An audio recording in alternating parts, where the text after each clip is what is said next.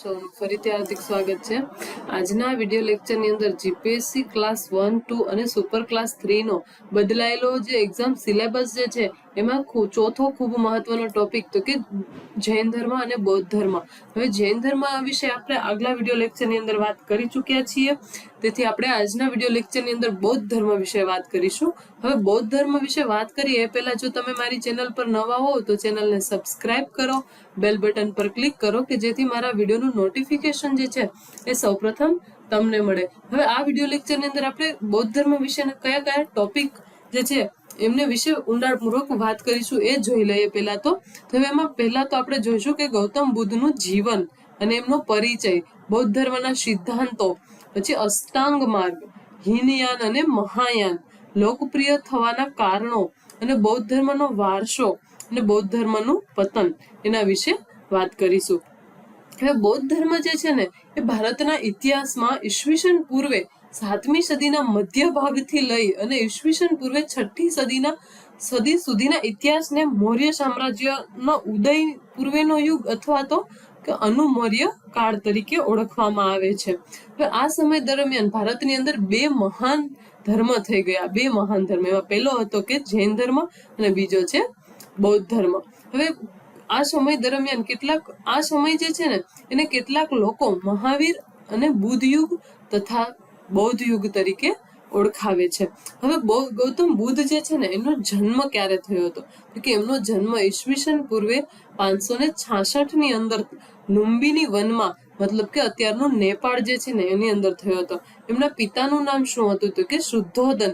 હવે એમના પિતા જે છે ને એને ખૂબ જ એવી ઈચ્છા હતી કે મારું બાળક જે છે ને સંસારની અંદર રહે, પુત્ર જન્મની ઈચ્છા હતી, તેથી એમનું બાળકનું નામ જે છે ને એ સિદ્ધાર્થ રાખવામાં આવ્યું હતું. હવે આમનું બાળપણનું નામ શું હતું તો કે સિદ્ધાર્થ હતું. બાળપણનું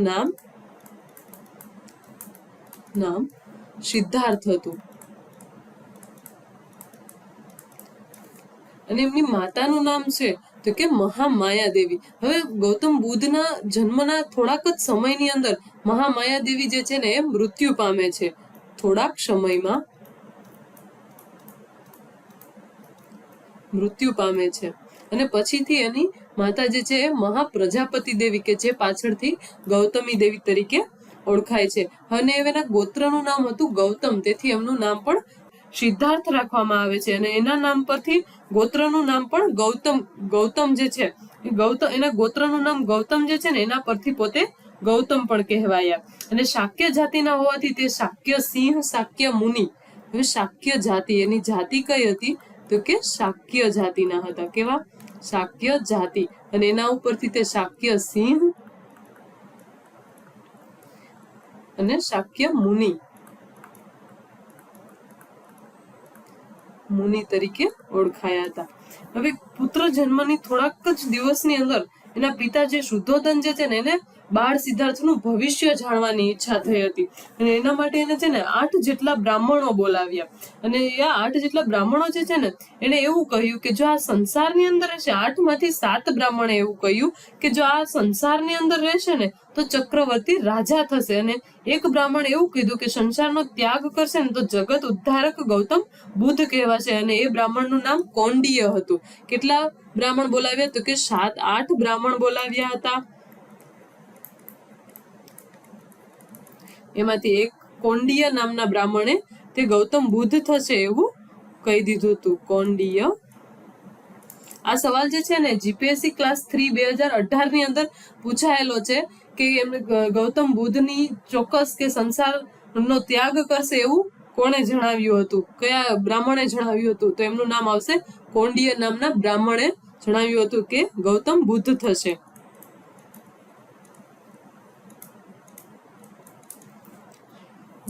અને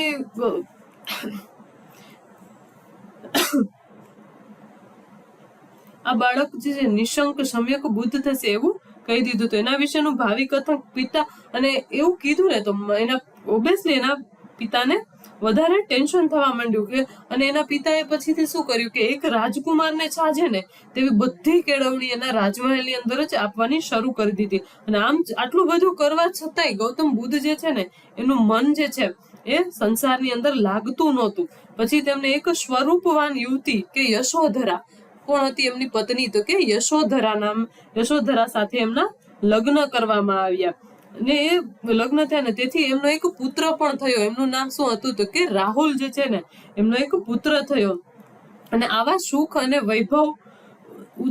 વૈભવની અંદર ઉછેરવા છતાં એમનું મન જે છે ને એ સંસારની અંદર નહોતું લાગતું.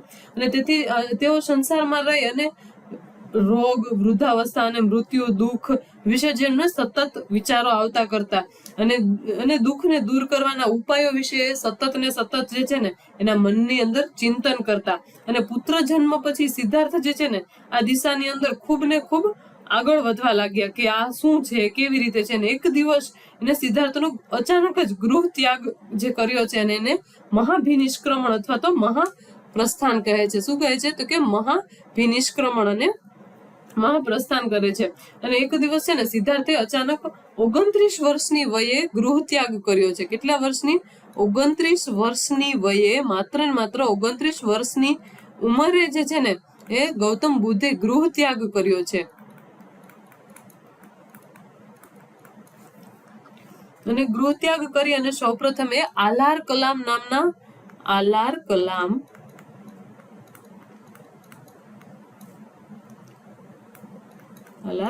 નામના ઋષિના આશ્રમમાં જાય છે.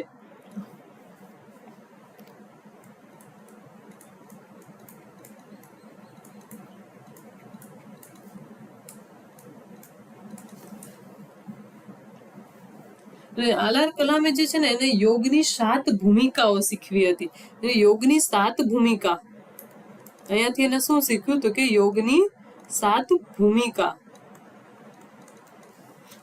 શીખવી. અને એને 7 ભૂમિકા શીખવીને છતાંય આ ગૌતમ બુદ્ધને જે છે ને એ સંતોષ થવો જોઈએ ને, જે એ સંતોષ ન થયો. આથી તેઓ છે ને ત્યાંથી એ ભાગી અને ત્યાંથી ગઈ અને રુદ્રક રામપુત્રના આશ્રમે ગયા. હવે આલાર કલામ જે છે એના પછી કયા આશ્રમે ગયા, તો કે રુદ્રક રામપુત્રના આશ્રમે ગયા. હવે રામપુત્રના આશ્રમે જઈ અને એક યોગની 8મી એક નવી યોગ મુદ્રા શીખી.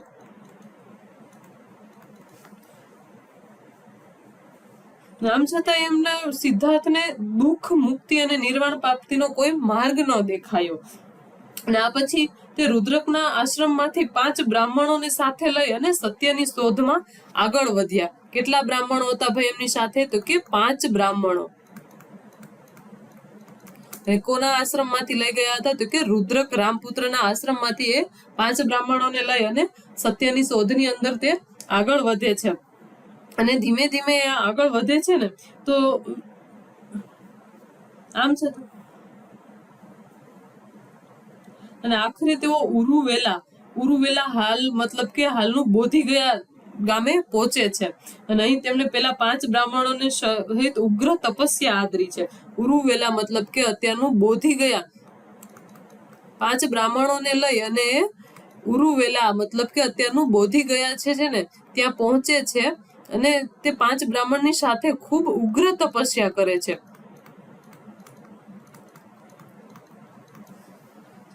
અને આવી ઉગ્ર તપસ્યા કરે છે ને કે જેનાથી પોતાનું શરીર અત્યંત હાથ પગ સળી જેવા થઈ જાય, આંખની કીકી ઊંડી જતી રહે છે, પછી એનું પેટ તો એકદમ ચોટી જાય છે. અને તપસ્યા જે છે ને બહુ આકરી તપસ્યા કરે છે. પરંતુ આ ઉગ્ર તપસ્યા હતી, પરંતુ આ ઉગ્ર તપસ્યાથી પણ જ્યારે એમને જ્ઞાન પ્રાપ્તિ ન થઈ અને તેથી એમને વિચાર્યું કે આ તપસ્યા જે છે ને કરવા માટે કંઈક ને કંઈક મારે દેહ તો ટકાવી જ રાખવો પડશે.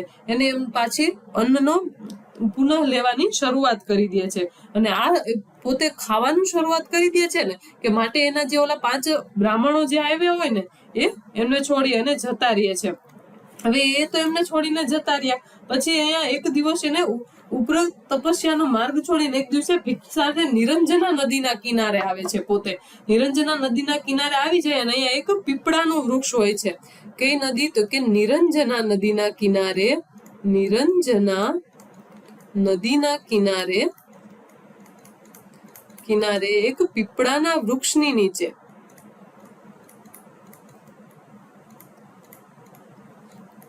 નીચે ફરીથી તપસ્યા આદરે છે. ફરીથી ઉગ્ર તપસ્યા આની શરૂઆત કરે છે.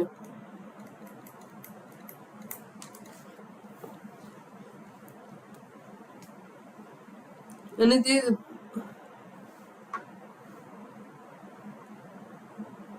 એને ધીમે ધીમે સમજાય છે કે જ્ઞાન પ્રાપ્તિ માટે દેહ દમન કરતા પણ ચિત્ત શુદ્ધિ અને એકાગ્રતા ખૂબ જરૂરી હોય છે. આથી તે એક સુજાતા નામની એક કન્યા હોય છે, એને ખીર જે છે ને સુજાતા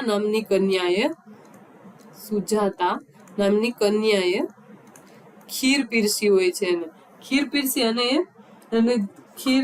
છેલ્લે ખીર ખાય અને પોતે ધ્યાનની અંદર બેસી જાય છે. અને તેમને મનની અંદર એક નિશ્ચય જ હતો કે હવે જ્યાં સુધી જ્ઞાનની પ્રાપ્તિ નહીં થાય ને ત્યાં સુધી હું અહીંયાથી ઉઠીશ નહીં. અને સિદ્ધાર્થે આખરે આ વૈશાખી પૂર્ણિમાની મધ્ય રાત્રે સમાધિ અવસ્થામાં પોતે જેની શોધમાં આટલા વર્ષો વિતાવ્યા હતા ને, કે એમને એક દિવસ અચાનક જ પ્રકાશ પથરાય છે એની અંદર અને જ્ઞાન પ્રાપ્તિ થાય છે.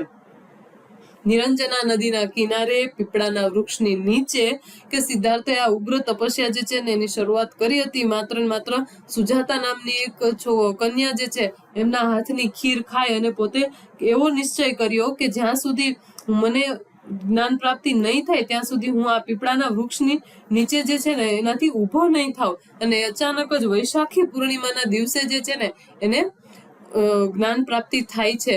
અને પછીથી જ્ઞાન પ્રાપ્તિ થાય છે ને પછી એને જ્ઞાન પ્રાપ્તિ થઈ જાય છે ને પછી એને પોતાનો પહેલો જે ઉપદેશ જે છે ને પેલા જે 5 બ્રાહ્મણ એમને છોડીને જતા રહ્યા હતા ને એમને આપે છે. હવે ગૌતમ બુદ્ધનો ગૃહ ત્યાગ જે છે ને એ ઇતિહાસની અંદર મહાભિનિષ્ક્રમણ તરીકે ઓળખવામાં આવે છે. અને એમના સારથી કોણ હતા તો કે ચન્ના. હવે એમના સારથી ક્યારના સારથી તો કે એ એક દિવસ જે નગરચર્યા કરવા નીકળે છે અને દુઃખ ભરેલો માણસ જોવે છે, મૃત્યુ થયેલો માણસ એ બધું જોવે છે, ત્યારે જેમના સારથી હતા એમનું નામ હતું ચન્ના. અને એની જ્ઞાન પ્રાપ્તિ થાય છે ને એમની ઉંમર માત્ર ને માત્ર 35 વર્ષ હોય છે. અને એમનો પ્રથમ ઉપદેશ ક્યાં થાય છે તો કે ઋષિ પતન જે છે ને એને સારનાથની બાજુમાં ઋષિ પતન જે છે ને ત્યાં એ પોતાનો ઉપદેશ આપે છે. અને ઉપદેશની શેના વિશે ઉપદેશ આપે તો કે આચરણની શુદ્ધતા વિશે જે છે ને એ પોતાનો ઉપદેશ આપે છે. અને એવો ઉપદેશ જે છે ને એ પેલા જે 5 બ્રાહ્મણો જે છે એમને છોડીને જતા રહ્યા છે ને એમને પેલો પોતાનો ઉપદેશ આપે છે. હવે તો કે બૌદ્ધ ધર્મની અંદર એમને અષ્ટાંગ માર્ગ આપ્યો છે. હવે અષ્ટાંગ માર્ગ જો આ ચાર્ટની અંદર પેલા તમે જુઓ કે સમ્યક દર્શન, સમ્યક સંકલ્પ, સમ્યક વાણી, સમ્યક આજીવિકા, સમ્યક પ્રયત્ન અને સમ્યક સ્મૃતિ. હવે અષ્ટાંગ માર્ગ જે છે ને એની અંદર કે સમ્યક દર્શન, તો સમ્યક દર્શન મતલબ કે સાચી દ્રષ્ટિ. હવે ધર્મ જે છે કોઈ પણ માણસની આપણે સાચી દ્રષ્ટિ કેવી હોવી જોઈએ કે જીવનની સત્યતા અને 4 આર્ય સત્યને સમજવું એ એમનું સમ્યક દર્શન જે છે.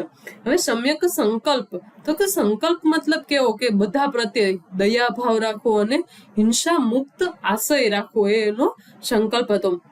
અને સમ્યક વાણી, સાચી વાણી મતલબ કે હંમેશા સત્ય બોલવું, અતિશય ગંદી કે નિરર્થક વાતોથી બચવું. અને સમ્યક કર્માત મતલબ કે સારું વર્તન, સારા કર્મ કરવા, કે જેમ કે હિંસા ન કરવી, ચોરી ન કરવી, દુષ્ચરિત્રતા ન કરવી. સમ્યક આજીવિકા તો કે એવી નોકરી કે ધંધો કરવો કે જે બીજાને નુકસાન ન પહોંચાડે. હવે સમ્યક પ્રયત્ન મતલબ કે સાચો પ્રયત્ન.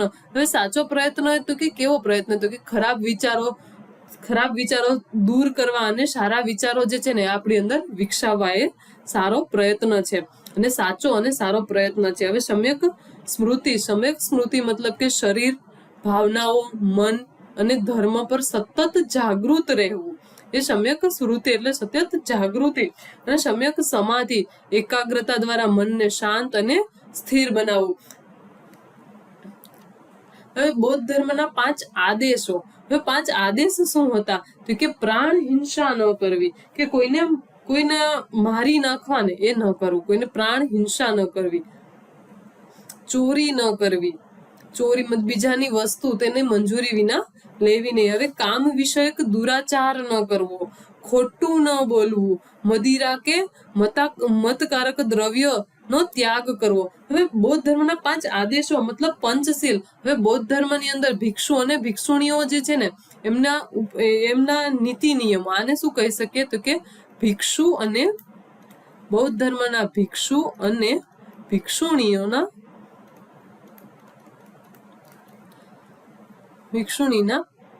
પાલન માટે ભિક્ષુણીના આદેશો. હવે બૌદ્ધ ધર્મની અંદર ધીમે ધીમે ધર્મ પરિષદ યોજાય છે. હવે બૌદ્ધ ધર્મની ધર્મ પરિષદ જે છે ને એ બુદ્ધના નિર્વાણ બાદ તેમના ઉપદેશોને વ્યવસ્થિત સ્વરૂપ આપવા માટે બૌદ્ધ સાધુઓ વચ્ચે સમાનતા સ્થાપવા માટે તથા મતભેદોના નિવારણ માટે ધર્મ પરિષદ યોજાતી, કે જેમાં 4 ધર્મ પરિષદ છે ને એમનું ખૂબ બૌદ્ધ ધર્મની અંદર ખૂબ મહત્વ છે. હવે એમની પહેલી ધર્મ પરિષદ જે છે ને એ સમય ક્યારનો હતો તો કે ભગવાન બુદ્ધના નિર્વાણ પછી, કે ભગવાન બુદ્ધ જ્યારે મૃત્યુ પામે છે ને એના 1 વર્ષની અંદર જ ધર્મ પરિષદ યોજાય છે. અને એની અંદર એનું કઈ જગ્યાએ યોજાય છે તો કે બિહારની અંદર યોજાય છે. અને એના અધ્યક્ષ કોણ હોય છે તો કે મહાકાશ્યપ. ત્યાં મહાકાશ્યપ હોય છે. અને એનું મુખ્ય કાર્ય શું હોય છે તો કે બુદ્ધના ઉપદેશો મતલબ વિનય પીટક અને ધર્મ પીટકને સંકલિત અને યાદ કરી અને સંરક્ષણ કરવું એ એમનું કાર્ય હોય છે. હવે બીજી ધર્મ પરિષદ તો કે બીજી ધર્મ પરિષદ જે છે ને બુદ્ધના નિર્વાણ પછીના 100 વર્ષમાં યોજાય છે. 100મું વર્ષ હતું ને ત્યારે એમની ધર્મ પરિષદ યોજાઈ હતી. અને એ હતી વૈશાલીની અંદર યોજાઈ હતી. અને એના અધ્યક્ષ હતા યશથિર. અને એમનો મુદ્દો શું હતો તો કે ભિક્ષુઓના વર્તન અંગે વિવાદ અને એમના ભિક્ષુ શિસ્તનો નિષ્ણાંત નિર્ણય હતો કે એના ભિક્ષુઓના વર્તન જે છે ને એના અંદરનો વિવાદ, અંદરો અંદર જે વાદ વિવાદ થયા હતા એમના વિશેનો બીજી ધર્મ પરિષદની અંદર ચર્ચા થઈ હતી. હવે ત્રીજી ધર્મ પરિષદ છે ને એ અશ્વ મહાનંદી વિક્રમાદિત્યના સમયની અંદર, મતલબ કે મૌર્ય સમ્રાટ અશોકના સમયમાં થઈ હતી ત્રીજી ધર્મ પરિષદ. અને પાટલીપુત્ર હાલનું પાટણા અને અધ્યક્ષ હતા મોગલીપુત્ર તિસ્ય થિરો મુખ્ય. અને એના કાર્ય હતા કે એનું કાર્ય શું હતું તો કે ખોટા શિક્ષણો, ભ્રાંતિઓ દૂર કરી અને કથા વસ્તુ તથા ગ્રંથનું સંકલન કરવું, કે ભગવાન બુદ્ધે જે ગ્રંથોનું નિર્માણ કર્યા હતા એનું સંકલન કરવું એ એમનું કાર્ય હતું. અને ચોથી ધર્મ પરિષદ જે છે ને એ રાજા કનિષ્કના સમયમાં પ્રથમ સદીની અંદર કાશ્મીરમાં યોજાઈ હતી. અને એના અધ્યક્ષ હતા વસુમિત્ર. અને એનું કાર્ય હતું મહાયાન બૌદ્ધ ધર્મના શાસ્ત્રોનું વિશાળ સંકલન અને સંશોધન. હવે આ જ સમયની અંદર બૌદ્ધ ધર્મની અંદર હિનયાન અને મહાયાન એવી રીતે 2 અલગ અલગ ધર્મ થાય છે. હવે હિનયાન ધર્મ જે છે ને એ 2 મહાયાન અને હિનયાન વચ્ચેનો પેલા તો તફાવત શું છે તો કે એમનો અર્થ શું થાય છે કે હિનયાન મતલબ કે નાનું વાહન એટલે કે સાવ ઓછું વાહન, અને મહાયાન એટલે કે મોટું વાહન. હવે એમના મુક્તિ માટેનો દ્રષ્ટિકોણ જે છે ને બેયનો અલગ હતો. હવે એમના હિનયાનની અંદર વ્યક્તિગત મુક્તિ હતી. અને આની મહાયાનની અંદર હતું કે સર્વ જીવો માટે મુક્તિ લાવવી જે છે ને એ મહાયાનની અંદર હતું. હવે બેનું લક્ષ્ય શું હતું તો કે અર્ગહત બનવું, મતલબ કે મુક્તિ પામવી. હિનયાનની અંદર હતું કે મુક્તિ પામવું, અને મહાયાનની અંદર હતું કે બોધિસત્વ બનવું, આપણે બીજાઓની મુક્તિ માટે કાર્ય કરીએ. હિનયાનની અંદર શું હતું તો કે આપણે ખુદ જ મુક્તિ પામવું, અને મહાયાનની અંદર શું હતું કે આપણે બીજાની મુક્તિ માટેનું કાર્ય કરીએ. હવે બુદ્ધનું સ્વરૂપ વિશે. હવે બુદ્ધનું સ્વરૂપ, બુદ્ધ એક મહાન ગુરુ તરીકે એ લોકો મૃત્યુ પામેલા મનુષ્ય જે છે ને એ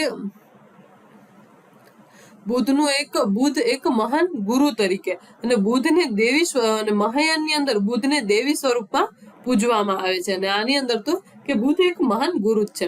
હવે હિનયાનની અંદર ધર્મગ્રંથ જે છે ને મુખ્યત્વે પાલી ભાષાના ધર્મગ્રંથો, જેમ કે પાલી કેનનની અંદર લેવામાં આવ્યા હતા. અને મહાયાનની અંદર સંસ્કૃતમાં લખાયેલા નવા સૂત્ર જેમ કે લંકાવતાર સૂત્ર, લોટસ સૂત્ર વગેરેનો સમાવેશ થયો હતો. હવે હિનયાનનો વિસ્તાર શું હતો તો કે મુખ્યત્વે દક્ષિણ Bharat, Sri Lanka, Thailand, Myanmar, Cambodia અને એ બધું જે છે ને એ હિનયાનની અંદર પોતાનો વિસ્તાર હતો. અને મહાયાનની અંદર ચીન, જાપાન, નેપાળ, તિબેટ, કોરિયા વગેરે દેશો જે છે એની અંદર મહાયાન ધર્મ પ્રચલિત હતો. અને એમનો મૂલ્યબોધ સ્વ અનુશાસન, સાધનામાં કડકપણે શ્રદ્ધા કરવી એ હિનયાનની અંદર, કે શ્વાસ પોતાની અંદર એકદમ કડક કે આ ટાઈમે આ વસ્તુ થઈ જવી જોઈએ એટલે થઈ જ જવી જોઈએ, કે સ્વ અનુશાસન અને સાધનાની અંદર પણ કડક નીતિ નિયમો હતા. અને મહાયાનની અંદર એવું નહોતું, એની અંદર કરુણા, દયાભાવ, સહયોગ એવું હતું. હવે બૌદ્ધ ધર્મની લોકપ્રિયતા. હવે બૌદ્ધ ધર્મ આટલો બધો લોકપ્રિય કઈ રીતે થયો હતો, શું કામ થયો હતો? તો કે બુદ્ધના જીવન દરમિયાન તેના ધર્મનો ખાસ કરીને પૂર્વના દેશો જે છે ને એની અંદર પૂર્વથી લઈ અને પશ્ચિમ સુધી, અવંતી સુધી જે છે ને એ બુદ્ધના નિર્વાણ બાદ તેમનો ખૂબ મોટા પાયે જે છે ને એ ફેલાવો થયો હતો. અને ભારતમાં તો થયો હતો, પરંતુ ભારતની બહાર પણ થયો હતો. હવે બૌદ્ધ ધર્મની આવી લોકપ્રિયતાના કારણો શું હતા? તો કે બૌદ્ધનું વ્યક્તિત્વ. હવે બૌદ્ધનું વ્યક્તિત્વ જે છે ને એ મૈત્રી, કરુણા ભરેલું હતું. તે ઉમદા અને પ્રભાવશાળી હતું તેમનું ચરિત્ર. હવે બૌદ્ધનું વ્યક્તિત્વ જે છે, બૌદ્ધનું વ્યક્તિત્વ કેવું હતું? બુદ્ધનું વ્યક્તિત્વ જે છે ને એ મૈત્રી, કરુણા, દયા, એવું એનાથી વગેરે ગુણોથી એમનું વ્યક્તિત્વ જે છે ને એ છલી જતું હતું. એનું વ્યક્તિત્વ ખૂબ જ શાંત વ્યક્તિત્વ સ્વભાવ અને પોતાના અવાજની અંદર એક મધુરતા અને અપાર શીલવંતા અને નૈતિક સ્વતંત્રતાની મૂર્તિ કહી શકાય છે આપણે, કે એવું સરસ એનું વ્યક્તિત્વ હતું. ભગવાન બુદ્ધનું વ્યક્તિત્વ જેટલું સરસ હતું કે એના ધર્મ માટે એ ખૂબ મહત્વનું સાબિત થાય છે. હવે બ્રાહ્મણ ધર્મ સામેનો અસંતોષ, એનું બીજું મહત્વનું કારણ શું હતું? તો કે એ જ ટાઈમે બ્રાહ્મણ ધર્મ જે છે ને એ થયો હતો. અને બ્રાહ્મણ ધર્મની અંદર એનો અસંતોષ, મતલબ કે બુદ્ધના જીવન દરમિયાન બ્રાહ્મણ ધર્મમાં કેટલીક રહેલી અટપટી વિધિઓ, બ્રાહ્મણ ધર્મની અટપટી વિધિઓ જે લોકોને નહોતી ગમતી, વિધિઓ, ક્રિયાકાંડો, સમજો ભાઈ, એ તો સ્વાભાવિક વસ્તુ છે કે લોકોને ન ગમે એવું તમે કરો તો ન ચાલે. એના કારણે જે છે ને બ્રાહ્મણ ધર્મ જે છે ને એ ધીમે ધીમે બ્રાહ્મણ ધર્મની અંદર આવી બધી વસ્તુના કારણે ધીમે ધીમે અસંતોષ થતો ગયો. અને ત્રીજું હતું કે બુદ્ધનો સરળ ભાષાની અંદર ઉપદેશ. તો કે બુદ્ધ છે ને નો ઉપદેશ સરળ અને સાદો હતો. કેવો હતો એમનો ઉપદેશ? સરળ ભાષામાં, કેમ કે એનું વ્યક્તિત્વ જેટલું સરસ હતું, સરળ અને સાદો ઉપદેશ.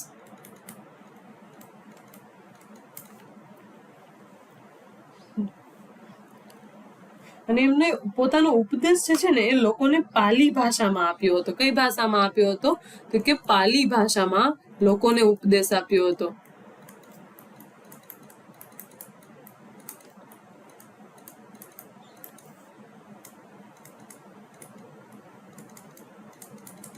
અને બીજી બાજુ બ્રાહ્મણ ધર્મના પુસ્તકો જે છે ને એ સંસ્કૃત ભાષામાં હતા.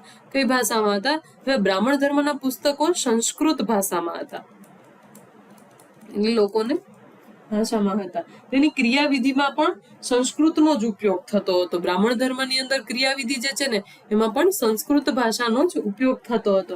અને પરિણામે લોકો જે છે ને બ્રાહ્મણ ધર્મને યોગ્ય રીતે સમજી ન શકતા, અને તેથી લોકો જે છે ને એ બૌદ્ધ ધર્મ તરફ વધારે જતા. હવે બૌદ્ધ ધર્મને રાજ્યાશ્રય મળ્યો હતો. બૌદ્ધ ધર્મને રાજ્યાશ્રય મતલબ કે એ ટાઈમના જે રાજાઓ હતા ને એમના તરફથી ખૂબ મોટો સહકાર મળતો હતો.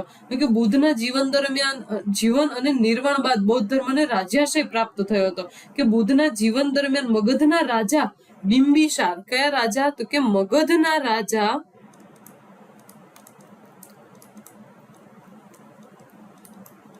બિંબિસાર બૌદ્ધ ધર્મને વેડુવન નામે ઉપવન અર્પણ કર્યું હતું. બિંબિસારે પોતાનું વેડુવન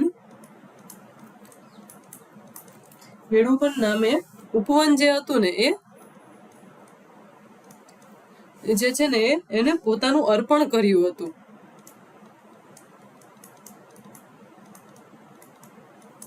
અને બિંબિસારનો પુત્ર અજાતશત્રુ પણ બૌદ્ધ ધર્મ પ્રત્યે અનુરાગી હતો. એમનો પુત્ર કોણ હતો? તો કે અજાતશત્રુ. એમને પણ પોતાનો ખૂબ મોટો ફાળો જે છે ને એ બૌદ્ધ ધર્મની અંદર આપ્યો હતો. એ આપણે જોશું આગળના વિડીયોની અંદર. અને વિડીયો તમને જો પસંદ આવતો હોય તો ચેનલને સબસ્ક્રાઇબ કરો અને વિડીયોને અંત સુધી જોઈ અને મને કમેન્ટ બોક્સની અંદર આન્સર આપવાનું ભૂલશો નહીં. અને બૌદ્ધ સંઘ, હવે બૌદ્ધ સંઘ જે છે ને બૌદ્ધ ધર્મના પ્રચાર માટે વ્યવસ્થિત રૂપે મળે ને તે માટે ભિક્ષુ અને ભિક્ષુણીના સંઘની સ્થાપના કરી હતી. અને આ સંઘનું વ્યવસ્થા તંત્ર તત્કાલિક ગણરાજ્યોની પદ્ધતિ ઉપર રચાયેલું હતું. શું હતું? તો કે વ્યવસ્થા તંત્ર જે છે ને એનું બહુ સારું હતું. વ્યવસ્થા તંત્ર ખૂબ જ સારું હતું.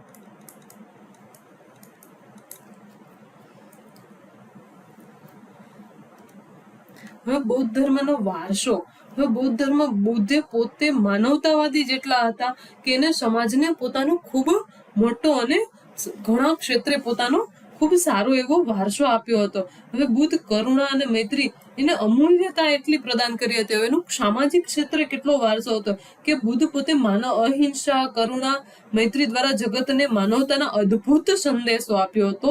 અને એમ છતાં એક સામાજિક ક્રાંતિકારી તરીકે પણ સમાજની અંદર બ્રાહ્મણોના વર્ચસ્વ તથા તેમના મહત્વ અને પ્રભાવને ઓછા કર્યા અને તેમણે પોતાના ધર્મમાં રાજા, બ્રાહ્મણો અને શ્રેષ્ઠીઓ ઉપરાંત સમાજના નીચલા થરના લોકોને પણ આવકાર્યા હતા.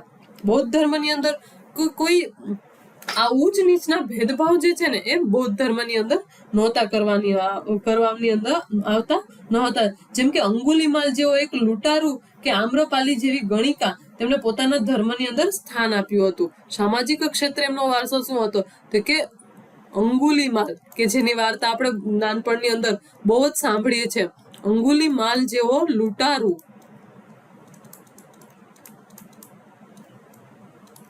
અને આમ્રપાલી જેવી ગણિકા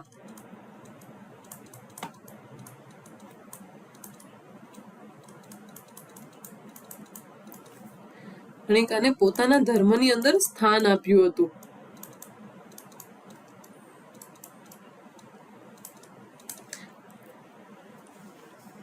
તેમણે પોતાના ઉપદેશ દ્વારા યજ્ઞોમાં થતા પશુ બલિદાનો, ધાર્મિક અંધશ્રદ્ધા, વહેમો વગેરે દૂર કર્યા હતા. યજ્ઞની અંદર થતા પશુ બલિ,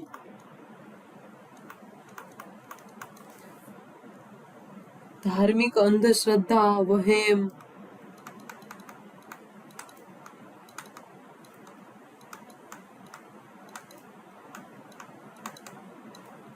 વગેરેને પરપ્રતિ વગેરે જે છે ને એના વહેમો દૂર કર્યા ને વગેરેના વહેમો દૂર કર્યા.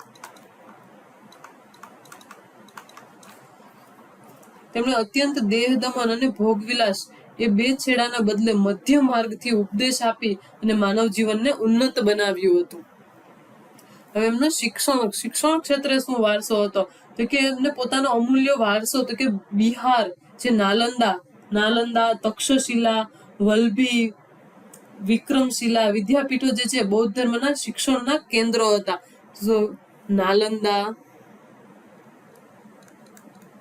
નાલંદા વિદ્યાપીઠ, તક્ષશિલા, વલ્લભી, વિક્રમશિલા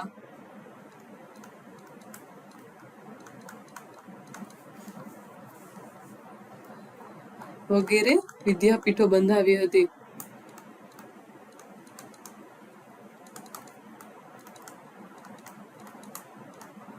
હવે સાહિત્ય ક્ષેત્રે તેમને શું વારસો હતો? તેમનો સાહિત્ય ક્ષેત્રે તેમને બૌદ્ધ ધર્મના ધર્મગ્રંથ ત્રિપિટક, તેમનો ધર્મગ્રંથ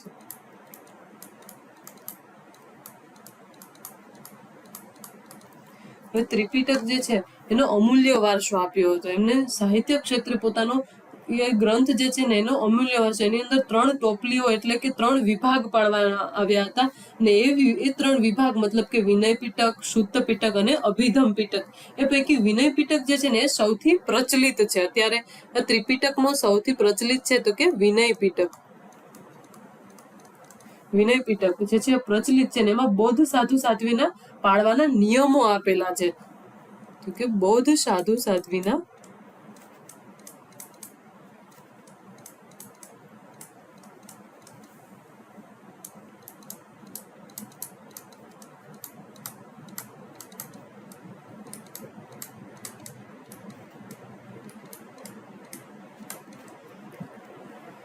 છે વિનય પીટક અને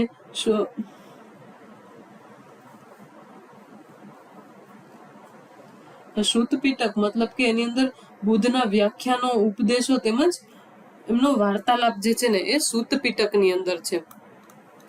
શુદ્ધ પીટક કે બુદ્ધનો વાર્તાલાપ.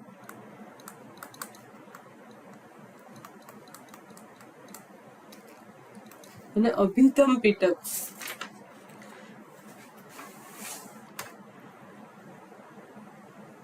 અભિધમ પીટક કે જેની અંદર કાવ્ય સંગ્રહ, જેની અંદર થેરગાંવ કાવ્ય સંગ્રહ છે. હવે સ્થાપત્ય, સ્થાપત્ય ક્ષેત્રે એમને શું પોતાનો વારસો આપ્યો હતો કે સ્થાપત્ય ક્ષેત્રે એમને સ્તૂપો, ચૈત્ય, ગુફાઓ,